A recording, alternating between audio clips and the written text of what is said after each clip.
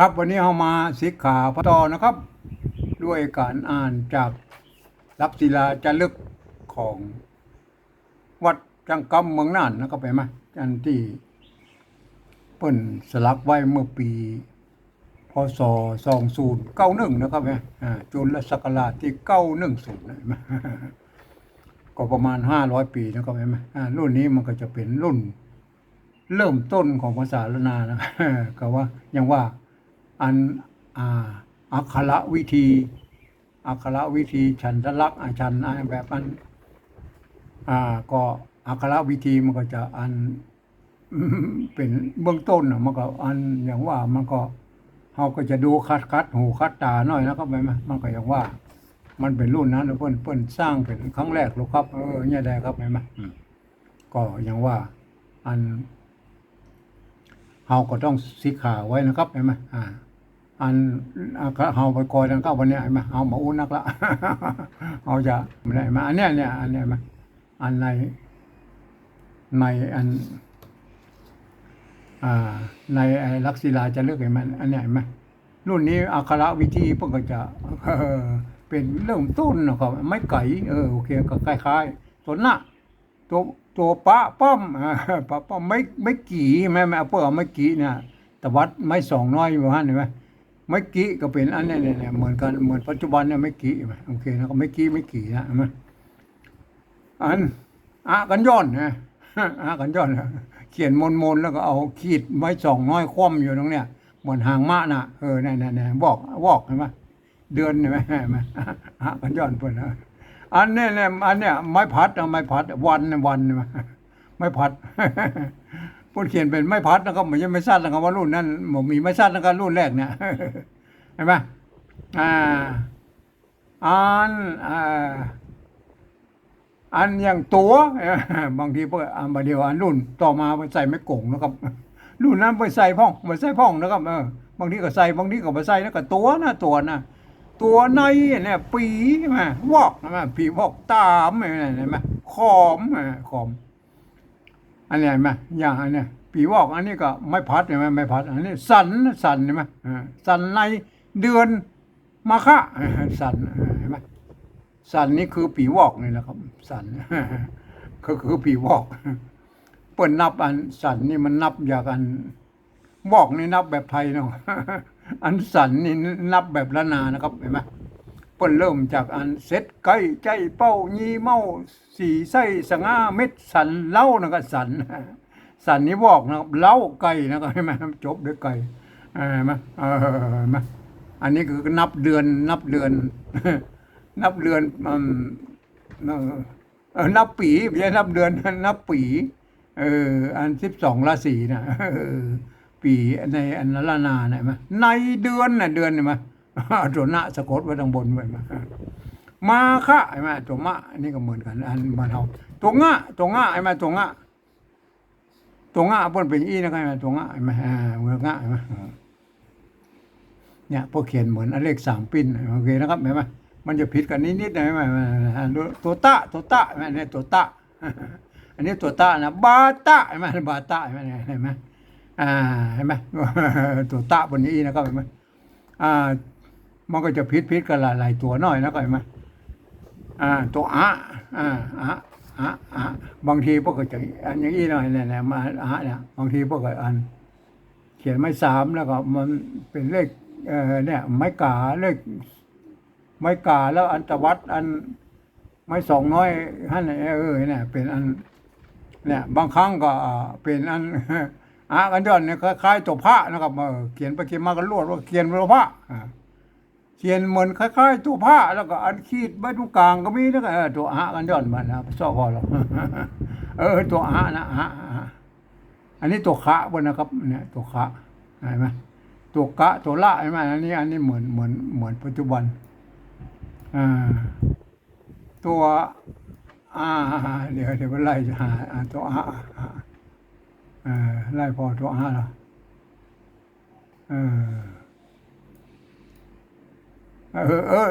มาแล้วเนี่ยหาละเนี่ยอันนี้ตัวก็อันเลขพวกเขียนเป็นเลข3นั่นแหละ3ไทยนะเห็นไหมแล้วก็เอาเขียนไม้กาอย่างเงี้ยมา แล้วก็อันตวัดอันไม้สองน้อยปิ้นอยู่ตรงเนี้ยคล้ายๆหางม้าน่ะคล้ายๆหางม้าตรงเนี้ยเห็นไหมอันนี้ตัวอะนะครับตัวอะเห็นไหมตัวอะของเพิ่นเป็นอย่างนี้โอเคนะครับ อันนี้ตัวจะเห็นไหมตัวจะหางเนี้ยเหมือนกันเห็นไหมหางเนี้ยอันบางข้างก็เหมือนบางข้างก็ไม่เหมือนนะโอเคนะครับ อันนี้คืออันรุ่นแรกนะครับเห็นไหมอันนี้เป็นรุ่นแรกเห็นไหมซัมปฏิสีสีปฏิเห็นไหมสีปฏิจิตะจิตะปิใจอภัยเนี่ยโอเคนะมันก็เป็นอันรุ่นนี้มันจะเป็นบาลีผสมกับเมืองนะครับเห็นไหมมันต่อมามันจะเป็นรุ่นนี้แล้วก็เห็นไหมรุ่นเนี้ยอันรุ่นนี้ก็คืออันรุ่นที่อันรุ่นต่อมาถึง50 ปี100 ปีนะครับเห็นไหม50 ปี100 ปีอันต่อมานะครับเห็นไหมก็อันเพิ่นก็เอาไปเขียนเป็นแต่แป๊บยานะครับเห็นไหมรุ่นนี้ อันรุ่นก่อนอันรุ่นแรกแล้วมันจะมีอันไม่เพิ่นเป็นไม้พัดนะครับบ่มีไม้มันบ่มีไม้ซัดนะครับมันมีไม้ซัดนะครับเห็นไหมรุ่นเนี้ยเห็นไหมรุ่นนี้มันบ่มีไม้ซัดมันเป็นไม้พัดนะครับเห็นไหมหันจี้พอตะกี้ละเห็นไหมรุ่นนี้มันเป็นไม้พัดนะครับไม้พัดมันบ่มีไม้ซัดแน่วันเห็นไหมเป็นไม้พัดนะครับไม้พัดมันมีไม้ซัดรุ่นนี้มันมีไม้ซัดนะครับมันมีไม้ซัดรุ่นมันจะมีไม้ซัดรุ่นนี้รุ่นอันแต่แป๊บยาเนี่ยจะเริ่มซัดกันละ ซัด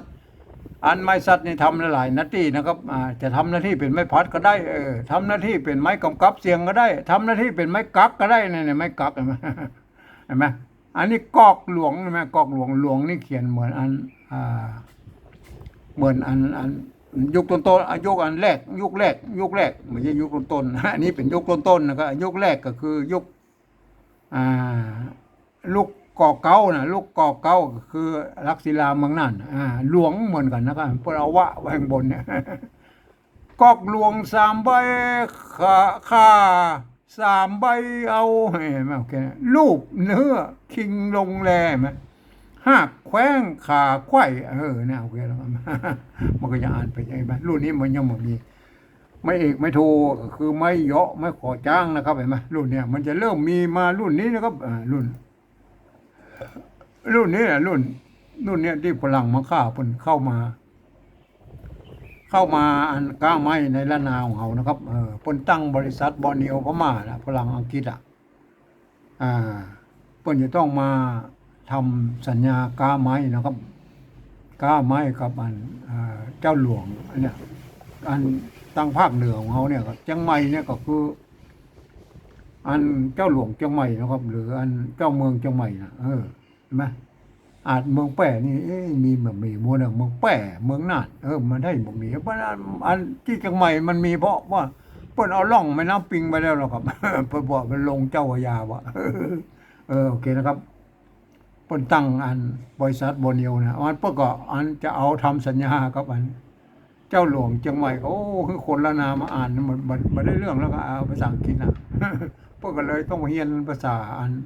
ละนาของเขาแล้วก็แกะเป็นตัวพิมพ์แล้วก็แกะเป็นตัวพิมพ์ เห็นไหมแกะเป็นตัวพิมพ์แล้วตั้งองค์พิมพ์แล้วก็เห็นไหมตั้งองค์พิมพ์กับพิมพ์ส่วนหนึ่งกับพิมพ์เอาไปแปลงสัญญาพ่องส่วนหนึ่งเอาไปพิมพ์เนี่ยแปลงอันพิมพ์วรรณกรรมต่างๆโหราณาเนี่ยวรรณกรรมแล้วข้าวจ้อยจออย่างสะพะสะเปดแล้วก็เป็นมั่วที่มันเป็นภาษาล้านนาแล้วก็พิมพ์ได้หมดเป็นองค์พิมพ์แล้วเราเข้าเห็นไหมเนี่ยนั่งตั้งเห็นไหมเนี่ยไม่เยาะไม่เจาะไม่เองนะใครไหมไม่เยาะไม่ก่อจ้างรุ่นนี้ก็มันจะเป็นซัดที่2นะครับซัดที่1เป็นไม้พัดเห็นไหมไม้พัด ซัดที่2เป็นไม้ก่อจ้างไม้โทก็คือซัดที่2ไม้ก่อจ้างเห็นไหมเก้าเง่ารุ่นนี้เห็นไหมมันซัดที่2เป็นไม้ก่อจ้างนะครับรุ่นนี้มันยังบ่มีหัวนะคือไม่ซัดนั่นแหละซัดที่2นั่นแหละมันจะมีหัวมากับรุ่นอันเพแล้วก็รุ่นอัน รุ่นอันปีประมาณปีอัน2,500ลงมานะครับเริ่มมีสมุดมาแล้วครับเมื่อเริ่มมีสมุดมาก็เริ่ม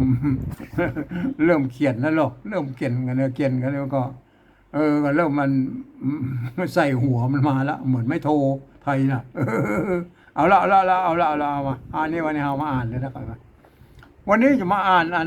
บรรทัดที่สี่นะครับบรรทัดที่สี่ของหน้าที่สองนะครับมาโอเคนะครับครับเอาเรามาอ่านนะครับเห็นไหมเออเออ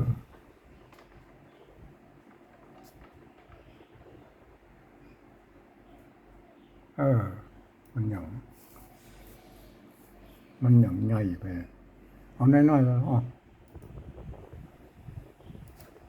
เอออันนี้ก็น้อยไปก็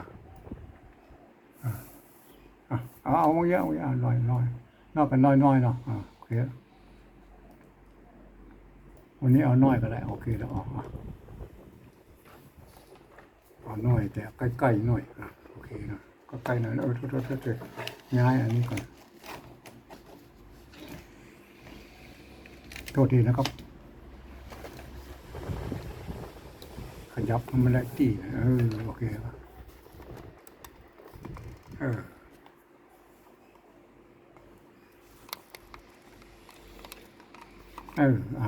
ใส่ได้นะเอาละถ้าจะเอาละมันน้อยแล้วก็ต้องขยับเข้าเอาละเนี่ยตัวสะเห็นไหมอันนี้ห่างเนี้ยเห็นไหมอันนี้ตัวงะนะเห็นไหมเนี่ยอ่านว่าเสียงอ่านว่าเสียงอ่านว่าเสียงแล้วก็เห็นไหมอ่านได้3เสียงนะเสียงอันนี้อันไม่เก๋ตัวงะเห็นไหมอันนี้ไม่กี่อันนี้ห่างนะอยู่ตรงนี้มาน้อยๆเงินเห็นไหมเงินก็อ่านว่าเงินเสียงเงินนะก็เสียงเงินอันนี้ตัวต้าไม้ผัดตะบนเนี่ยไม้ผัดตัวง่าเห็นไหมอ่านว่าตังเสียงเงินตังหรือตังแล้วก็ตังนะเสียงเงินตังอันนี้ตัวก้าไม่กาวงอ่านว่ากาอ่านว่ากาอ่านว่ากาเสียงเงินตังก้าอันนี้ไม่ไก่ตัวมะอ่านว่าไม้เสียงเงินตังก้าไม้นะก้าไม้อันนี้ก็ก้าแล้วนะก็อันนี้ไม่ตัวก้าไม่ก้าแล้วนะครับไปแม่อันนี้ก็ตัวก้าไม่กำอ่านว่ากำอ่านว่ากำอ่านว่ากำอันบางคนปกติอ่านมาเป็นคำนะครับมันมาแจ้ผมตีว่ามันแจ้แล้วมันต้องเสียงเงินตังก้าไม้ก้ากำนะครับไหมเห็นไหมเหมือนไม้กำสลีนะเขาซื้อไม้กำสลีมาแล้วเอาก้ากำจ้างมันไปกำหนึ่งกำก้ากำเอาหน่าผมว่าเป็นก้ากำนะบางคนบอกว่าเป็นก้าคำไม่รู้มันใช่แล้วไม่เอาคำมาเนี่ยก้าไม้ก้าคำมันไม่ใช่ละสร้างหรอก่อสร้างหรอก้าไม้ก้ากำนะก้ากำอันนี้ก็ก้านะก็ก้าอันนี้ตัวจ้าไม่กาตัวงะก้าจางก้าจางก้าจ้างก้าจ้างอันนี้ก็ตัวก็ก้าไม่กากับก้าไม่แก่ตัวตะสะกดด้วยตัวมาแต้มก้าแต้มนี่ก็คืออันกล้าเขียนน่ะก็เขียนกล้าแต้มมันมีกล้าแต้มกล้าแต้มนะอันนี้ตัวอันตัวบะก็ได้นะก็อันมันตัวบะหรือตัวปะป้อมนะครับเห็นไหมตัวละเมื่อกี้กับปาลี่อันตัวบะปะป้อมบะปะป้อมไม่กูตัวหน้าซ้อนหน้าปาลีปุณณะนะปาลีปุณณะปาลีปุณณะก็อันถ้าเป็นไทยบริบุญถ้าเป็นไทยเป็นบริบุญนะครับบริบุญปาลีปุณณะปาลีปุณณะอันนี้ตั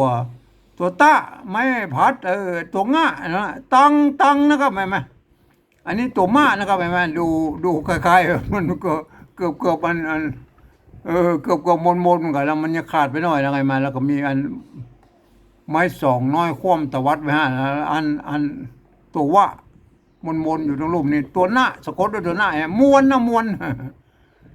ปาลีปุ่นหน้าตังมวนอันนี้ตัวไม่เกตัวปะหางหน้าเป็นนะก็เป็นเป็นไม่เก๋ไม่เก๋ตัวง่าไม่เก๋เนี่ยอันเพเนี่ยมันตัวหน้าสะกดอยู่ตรงข้างๆไม่มันไม่ใช่หางหน้าเอาหน้าสะกดตรงข้างนี่ก็ได้เห็นไหมมันเห็นไหมตังมวนเป็นเงินก็แม่ปาลีปูนหน้าตังมวนเป็นเงินเอาละเอาไปอ่านแบบที่อันเอาละที่แปลไว้เนาะมาโอเคนะครับอันที่แปลอันเอาภาษาไทยมาเขียนนะตามเสียงเป็นสำเนียง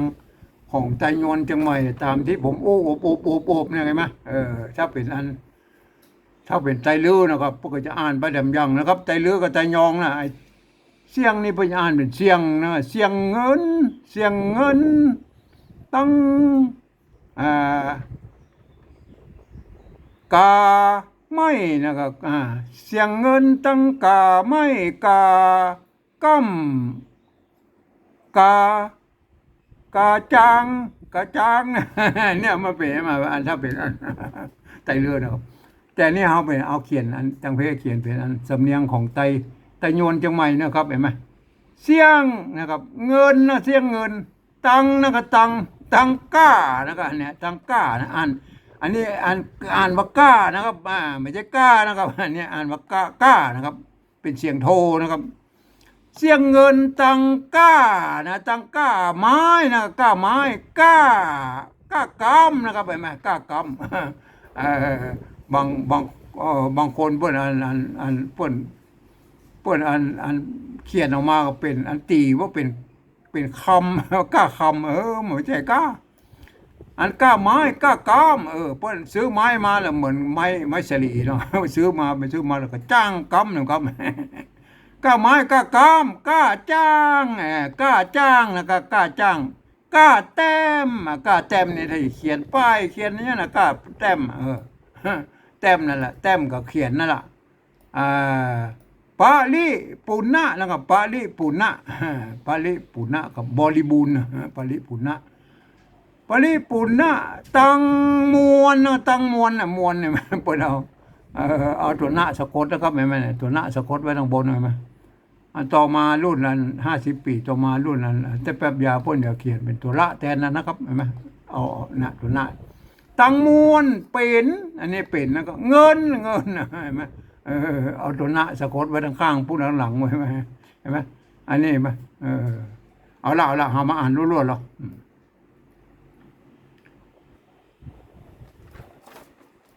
เสียงเงินตังก้าไม้ก้ากำก้าจ้างก้าแต้มปาลีปูนนะตังมวนเป็นเงินครับเห็นไหมก็อ่านให้มันได้ใจความครับเห็นไหมอย่างว่ามันตั้ง500 ปีแล้วมันเป็นภาษาอันเก่าเง่าของภาษาล้านนาแล้วก็มันก็อ่านกันได้เยอะมากความบางคนก็อ่านผิดเพี้ยนกับไปสักนิดหน่อยมั้ยครับ ขอท่านไปสิกขาเอาเนอะก็ตามที่ผมแนะนำไว้เนี่ย